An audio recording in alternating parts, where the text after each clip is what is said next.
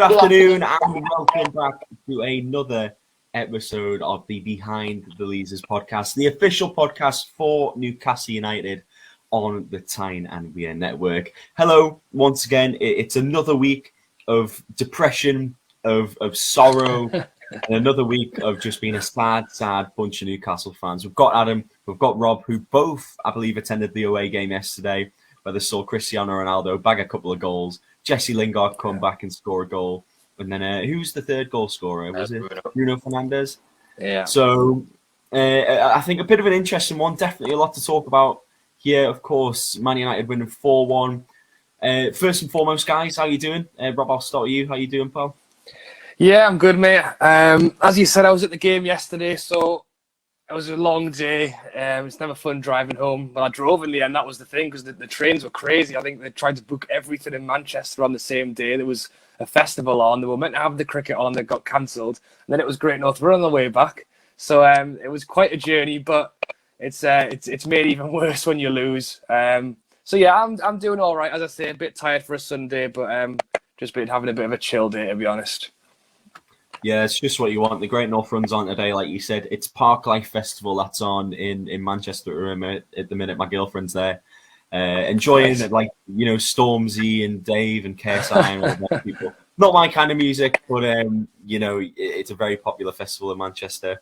Obviously, I live in Manchester at the minute. You guys were in my neck of the woods technically yesterday, but I was actually in Newcastle. I've been in Newcastle this past weekend. I met up with Andy, who isn't here today, and of course Adam as well, earlier in the week. But yeah, Adam, how are you doing as well? You travelled down, you got the bus, didn't you? And then you went back with Rob afterwards? Yeah, well, so just a lift up. But yeah, in terms of the match though, yeah, we're always going to lose against Man United. It was obvious when Ronaldo debut. It's always going to be an impossible match. But yeah, I've said this before, Man U for me is the best away game in the Premier League. I love going down to Old Trafford. I mean, yeah, obviously a great laugh yesterday. The videos have done well at least, so I'm going to get my money back. But yeah, it's just one of those where you just got to take it on the chin, be ready for the Leeds match.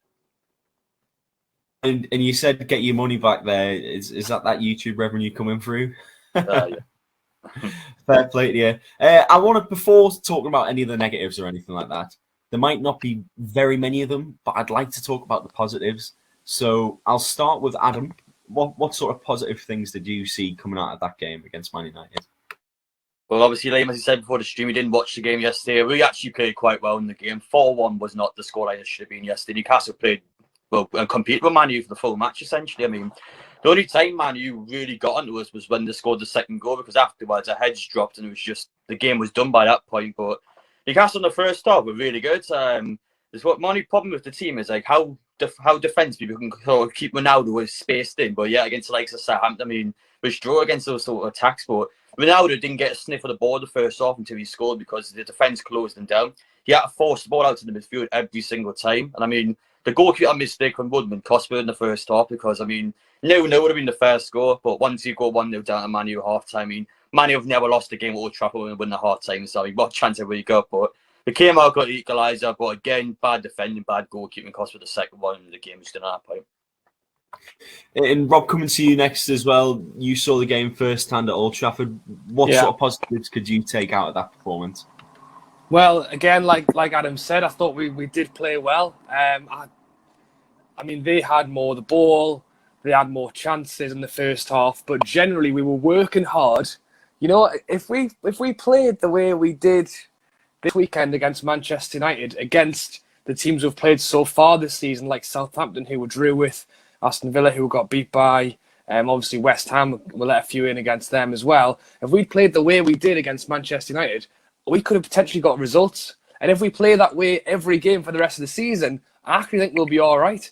The problem is it takes a game like that to get our players G'd up for it. And I don't know why. It seems like it's on the big occasions we come out and play. So sticking with the positives, we put in a good shift. I thought we played quite well. I thought Almiron had quite a good game. I thought Richie, who to be honest I've said has been dreadful since the start of this season, actually looked pretty good.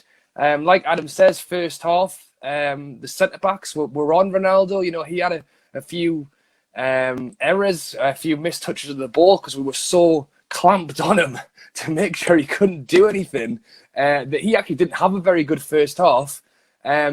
And unfortunately, it was the mistake that made it 1-0 to them going into half-time. But we came out and we actually fought in the second half and really went for it, got the equaliser. And at that moment, I genuinely thought maybe we had a chance to get something out of that game. Unfortunately, it was another error that led to 2-1. And by that point, I think we were tired. So, yeah, the positives are I think we worked hard. We showed what we can do. We just need to do that a lot more often. And I saw a still, I think it was when the fourth goal went in. Joe Willock was on the bench at the time. And it shows his reaction to when that happens. And his head just straight away just dropped. I think he actually put his head in his shirt. Was that sort of echoed around the team as well in terms of players' heads dropping as soon as the goals were going in?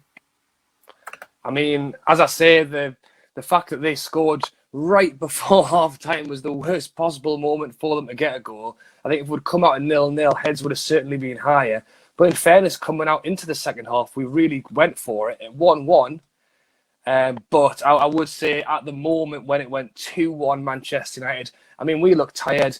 And I'm sure we'll talk about it later on, about substitutions and what changes were made as the game went on. You know, we looked run ragged halfway through the second half. And as I said, when it was 2-1, then it went 3-1. There was no coming back. I think me and Adam pretty much agreed at the time that was game over. Even at 2-1, we looked tired, and they had the momentum with the Ronaldo second. So, and then the third goal they scored, I mean, was an absolute worldie. No one would have saved that one. So yeah, I think we needed more options from the bench. We needed fresher legs on the pitch. I think that was a decisive moment in the game where we kind of didn't have what was needed to get a goal back or really carry on. And you mentioned substitutions once again. Adam, I'm going to come to you. 2 substitutions made in the game. But once again, it just seems like the timing of these changes aren't right. And the fact that he's not even using his full potential in terms of substitutions, it does worry me quite a bit. It worries me thinking how sort of fit these players are going to be. What did you think of the substitutions he made, and of course the times that he made them at? Would you have changed anything as well? Maybe kept Willock on, not brought on Hendrick? I mean, like, what subs we even got? Let's be honest. We were trying to get equalised against Man United. Who have we got on the bench to score a goal? What, Gill, Murphy? These are attacking players on the bench. I mean, the squad depth's terrible. Without Wilson, we've got nothing going for it. So it doesn't matter what subs we make and when we make it in the game. Once we conceded that second goal, it was done. We had no one on the bench to change the game, and that's unfortunately how we are as a club. You've got a Man U, a team that's got like £1 billion squad of world-class players. I mean, you can't compete with it. It's that simple. We don't invest, and as a result, we don't have backup on the bench. It's just that simple. And a player that I want to sort of bring to your guys' attention, I'm sure there has been a lot of sort of maybe some criticism about his performance. Freddie Woodman, you know, a goalkeeper who, you know, at times looks like he's got bags and bags of potential. But against Man United, I know the pressure's on you. I know there are a load of cameras watching you this game. You're playing against one of the best players ever. But it wasn't a performance that, you know, makes us think he's going to be an absolute superstar in the future. Rob, I'll come to you on this one. What did you think of Freddie Woodman's performance? Do you think he could bounce back from, you know, those mistakes that he made? It's really tough to say. I was thoroughly disappointed for him, to be honest, yesterday. First few games he's played, I mean, there's nothing that was glaringly obvious to me. Maybe a couple of crosses, maybe not as vocal as we'd like him to be, maybe not quite the Premier League goalkeeper presence that you kind of need, that Dubravka have and that Darlow has a bit of. And I saw a few people saying, you know, he hasn't been great, we need to change the goalie. And to be honest, in our first few games, I've actually been thinking, you know, the defence has let him down quite heavily. And in today's game, I think there was one that a lot of people were watching. And really, I think Darlow was available to play, but we went with Woodman still. And, you know, to make that mistake with seconds to go before half-time, to fluff it right into Ronaldo's path for them to go 1-0 up. I mean, it's hard being a goalkeeper, because you can have a great game for 89 minutes, but the moment you make an error like that, you've had a disaster. And unfortunately, he hasn't quite had the start of the season that I wanted him to have. And I think at this point, after that mistake, and then again the second goal, through his legs. Maybe he could have done better with that one. I really don't want to be too harsh. And again, I said this to Adam yesterday, and I'm sure he'll tell you what he thinks. But because he's a youngster, because he's been here so long, I want him to do well. But even at this point, after the first 4 games, I've got to say that maybe he needs more time in the Championship, because goalkeepers do generally get better with age. But I would say it's been a bit too soon, unfortunately. I want to bring you guys' attention. We talked about him just briefly beforehand. Cristiano Ronaldo. I think he's the person that, you really have to give the praise to. A couple of goals on his debut. Adam, I'll come to you on this one. First and foremost, such a privilege getting to watch Cristiano Ronaldo play. What do you think of his performance? He actually did have a good performance, but with a player like Ronaldo, if you take your chances, that's all you need to do. Did he play well yesterday? Probably not, to be honest. The balls came in for the first one. He was there. He's a good poacher. Second one was much better by him, though. He's gotten behind the defenders. It's a really good finish by him. But yeah, he did actually have a good game, I thought, yesterday. I thought the first time he did nothing, literally nothing. So yeah, I think the defence did a good job of closing down, literally man marking them. But yeah, I mean, Woodman, I know obviously we've always speaking about him before, but I would generally drop him after that goal. It's an absolute howler. Straight, you've got to be catching out. Yes, he's still a young goalkeeper, but he's had a lot of experience in the Championship now. You should be saving those sort of shots. He's given Ronaldo the first goal, and that's given him the confidence throughout the game. He had a much better second half, but like I said before, Ronaldo did nothing in that first half, and that goal gave him the confidence to go on the second half and have a much better game. And as a result, it kind of stitched the team up really. And, even then, 36 years of age, he might not have had the best game, but he still scored 2 goals. If he keeps this record up, he's going to be, once again, a very, very prolific striker now. Do you think he can keep this form up for the rest of the season? Yeah, you would think so. 5-time Ballon d'Or winner. Yes, he's 36, but he's literally the best athlete in football history. So, for a fact, he's still got a few more years. And this season, I do expect him to get between 15 to 20 goals. I think that Man U team, you've got so many world-class attacking players that even though he doesn't make an awful lot of runs or gets involved with players much, all he has to do is be in the right place at the right time. He's got to score the goals because the team's going to make it for him. And, looking forward now, we can think about the Leeds game. Really, really important games coming up. I'm going to sort of Google just whilst you guys are talking next about our next 5 games. What do you think we can do to maybe change things around? And why is it playing 4 at the back? I'll come to Rob on this one. Yeah, as you say, Liverpool are playing against Leeds today, so we'll see Leeds in action today ahead of our game coming up on Friday. You know what you're going to expect with Leeds. It's going to be an attacking side, and can we even do it? I don't know. What I'd love for us to do is actually go toe-to-toe with Leeds, and let's just have a slobber knocker of a game Friday night kickoff. Who can score the most goals? The problem is, it would be Leeds who would score the most goals because we cannot defend, or at times we can't. We actually did do all right yesterday, as I say, against Manchester United. Unfortunately, what I think Bruce will do is go 5 at the back and try and counter-attack a Leeds side who really have not been in the Premier League very long. And to be honest, I think we should be looking at a game that we should be winning. But the fact is that I think we will probably defend with 5 at the back and try and counter-attack a team at home. I think is disappointing. What I want us to do is play 4 at the back, give Manquillo the start. We saw he did well against Manchester United when he came on. He got his goal. Maybe put Dummett left back with Fernandes and Lascelles centre back.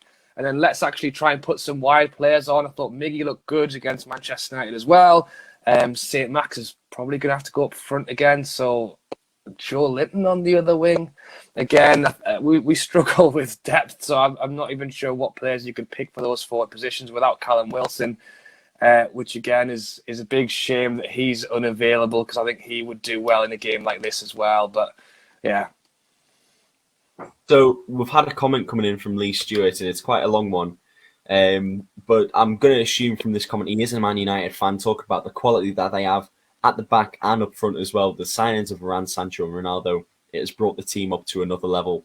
And I do actually want to talk a little bit about, Man United's aspirations for the season. They're in the Champions League. Europa League finalists last season with the team that they had. Surely they've got to be looking at winning the league this season, right, Adam?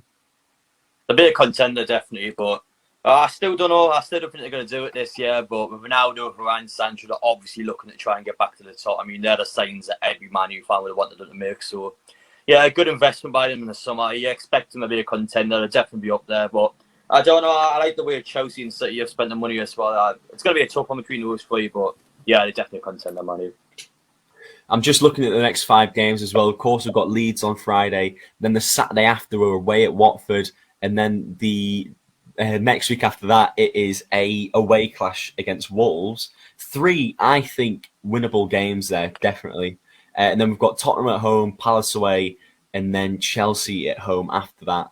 I'd say 3 of those 6 games have surely got to be winnable. You've got to look at Leeds. I think you've got to look at Watford and Wolves as well. These next 3 games, I know it's very early in the season, but they're 6-pointers, aren't they, Rob? Yeah, they are. Again, it's so terrible because we're only 4 games into the season and we're already talking about games that we need to win. But that's unfortunately the way it's going to be for us every season while we're still under the current ownership. And again, there was chance for Bruce out at the Manchester United game as well. He's just, and I don't know if we'll talk about this as well, his comments in his most recent interview when he was asked by one of the reporters whether he'd been on holiday recently, and he didn't want to answer it because it had nothing to do with anything.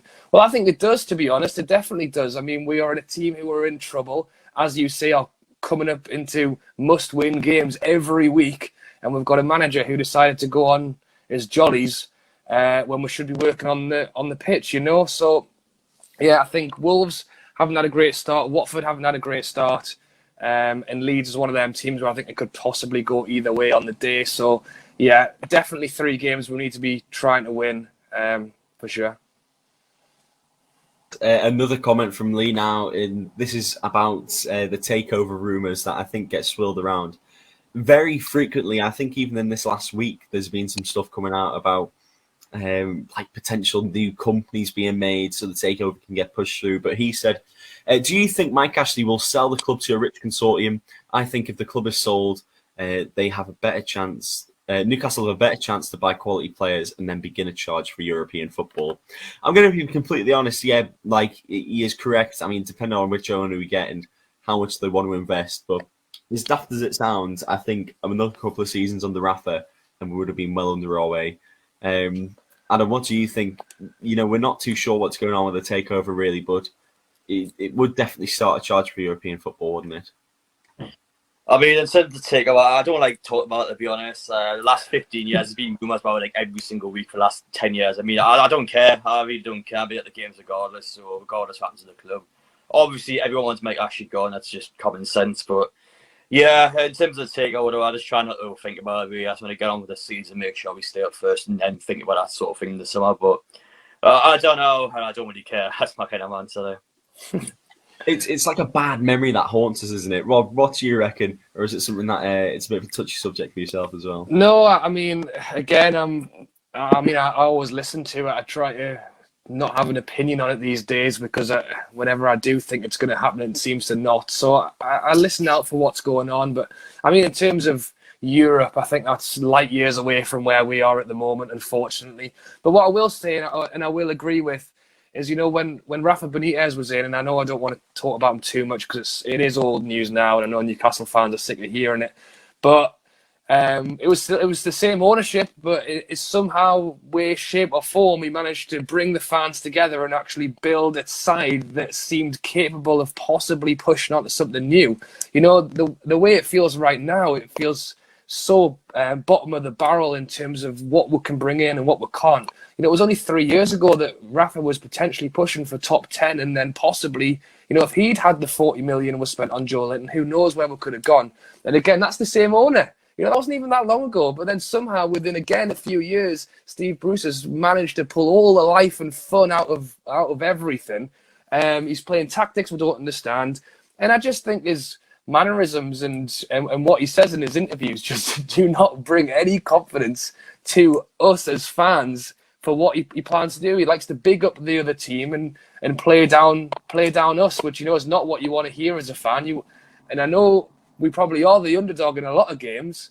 But, let's hear some confidence and some belief in your own side. That would be nice.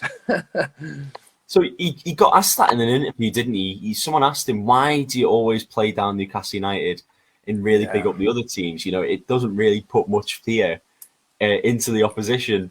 And I can't remember what his answer was, but I remember it just being something absolutely crazy. Something as well. Sorry, go ahead. Sorry, I was going to say, he tried to, like every question he gets, unfortunately, tried to just play it off as something that, I didn't realise I was doing that. I would never do it intentionally. And yet he continues to do it since then. So, Something else I've noticed as well about Bruce, he hates a long question. He'll always sort of cut in before the end of the question. Every single time I've seen him do an interview, he does do that. It's an absolute nightmare. But yeah, I was going to say something that I just wanted to bring you guys' attention to was, this season we have scored a few goals, but we've also conceded a lot of goals. What's it, 4 games now? 12 goals conceded. We're averaging, 3 goals a game conceded? Yeah.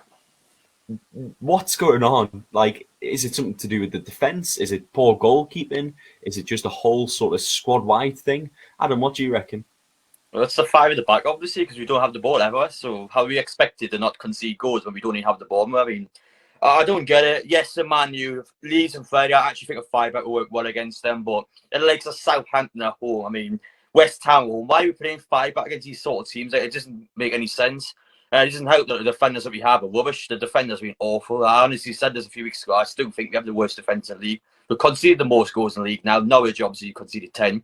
Or 11 actually, so no, still 1. But yeah, it's not good enough at all. 4-2-2-4, that's the goals we've conceded so far. I mean, yeah, it is shocking. It's a relegation standard defending. I mean, yes, I think it's a lot of individual mistakes. I think I've realised now in 3 matches that it's either the end of the half we concede the goals. So it's the 45th minute against Villa, the 90th minute against Southampton, the 45th minute yesterday. I mean, I don't know what it is. My heads just seem to drop off towards the end of the half. So it's just not good enough at all. Defensively, we're an absolute shambles. So why not change the formation to a more attacking style? Because a 4-back would work with the likes of Willock and Alma one because they're just so out of position at times. But in terms of Freddie, I would keep the 5-back. I think the 5-back work well against Leeds. 5 at the back would work well against Leeds. Lee is in the chat again. Hello to Lee. He's saying, if you could pick any manager in the world to replace Steve Bruce, who would it be? So any manager ever, I'll assume here. But we'll go for, to make it interesting, we'll go for managers who are, possibly on the market, realistic moves. Rob, I'll come to you first. Who do you reckon? Again, when you say realistic, it's really tough. I mean, I'd love to see. Well, I know he's got his potential connections to Bobby Robson. I'd love to see Mourinho, and if he's ever available. But again, I think he would be the manager who would possibly look at if we had this takeover. But I mean, right here and right now, I would honestly, I think I would genuinely prefer for us to let Bruce go and let Graham Jones have a go for a bit. I think that would be the quickest and easiest way to do it. It means that Bruce is out. And I don't know if Ashley would have to pay Jones any more than he's already on, but that will be a quick fix. And then past that, people have talked about Eddie Howe. I think I liked what he did at Bournemouth, but again, how would he do with us? I mean, a manager to come in will instantly be given no funding and no resources. So I think it's more of who can we get, it's who would want to come in is the biggest problem we're going to have. Adam, coming to you next. What do you reckon before we give the answers? But I would like Frank Lampard. He's available right now. I would even give him a pair of boots and tell him to get on the pitch and play centre mid. I still think he can play a season with like the Jeff Hendrick because it's that bad. But yeah, I would like Lampard as a manager. I think he's a great leader. Obviously, he's a Champions League winner. I mean, yeah, I think it'd be someone great having on the dressing room. Yes, he's quite an experienced manager, but I think over time, both for a season or so, he'd be a really good one at Newcastle. But again, would he come? I don't know. But listen, he hasn't got a job right now, so we try and coax him over maybe. But yeah, I would like to see Lampard. I want to see someone different. I don't want to see like Eddie Howe because the sort of managers have been having for years, really. Yeah, I honestly definitely agree with you. I'd say Frank Lampard's my number one choice if Steve Bruce was ever to leave. Rob, you talk about not a lot of funding for these managers. I think Frank Lampard's a fantastic example of I mean, I'd look. Yeah, well, what I would say is I definitely agree with giving something new a go. I think a lot of teams have been turning that way. Obviously, Lampard's done what he did at Derby, and then Chelsea, Rooney's now doing what he's doing. See Steven Gerrard up at Rangers now, and I think just people are sick of the roulette wheel of the same old managers just walking in and out of Premier League jobs. Look at Steve Bruce, Mark Hughes, Pardew. Those kind of guys have been around the mill for so long, and there just doesn't seem to be any new, real, like up and coming. I suppose maybe these guys are the new up and coming managers. It's just to kind of suddenly be thrown into a team so quickly. But I guess that's kind of where we are. So yeah, I would agree. I think it may be worth taking a chance on something new rather than just revisiting the table of same old guys. Yeah, I think that is definitely something we could all agree on. Just maybe something different. And I would say Frank Lampard's probably the man to go for. Just before we do finish the podcast, we've got to give our little preview for the Leeds game. Hopefully it will be a win. Adam, I'll come to you first. A little preview for the game and then a score prediction as well. I expect Newcastle to be a lot better against Leeds. I think it's home Leeds on Friday night. I think the crowd will be up for it, and I think the players will be up for it as well. I think it'd be disappointed from the result yesterday. They'd be feeling like they want to make a point against Leeds. But defensively, I still think we're going to be a shambles in a match, but I'm actually going to go for a shocking result here. Newcastle 4 Leeds 3. I'm actually going to go for a 7-goal thriller. I really think Newcastle will be up for this game. I don't know what it is about it, but I really expect us to get a win. I think it's going to happen. But we'll see. A bit of a mental scoreline, but listen, Friday night football, I've got a feeling it's going to be a classic. Adam, I always love your optimism in your predictions. Rob, we'll come to you next. A little preview of this game and then your score prediction as well, please. Yeah, I'm definitely looking forward to it. As you say, Friday night game, finish work at 5, off into the town for a few drinks, and then up the road to the stadium. I think the fans are definitely going to be up for it. Again, like Adam said, having played well against Manchester United and not being able to take something back home, I'm hoping they're going to want to go out there and make up for that. And as we know, Leeds love to attack, so I'm hoping we will do the same. And I'm also going to put a big scoreline on it. I'm going to go 3-3. I want to see lots of goals. I just feel like, again, Newcastle can't seem to get a win over the line. So I'm thinking it'll be a draw, but hopefully there'll be a lot of goals in it. Nice. I think I'm going to agree with Rob and say it's going to be a draw. I'd like to think 2-2.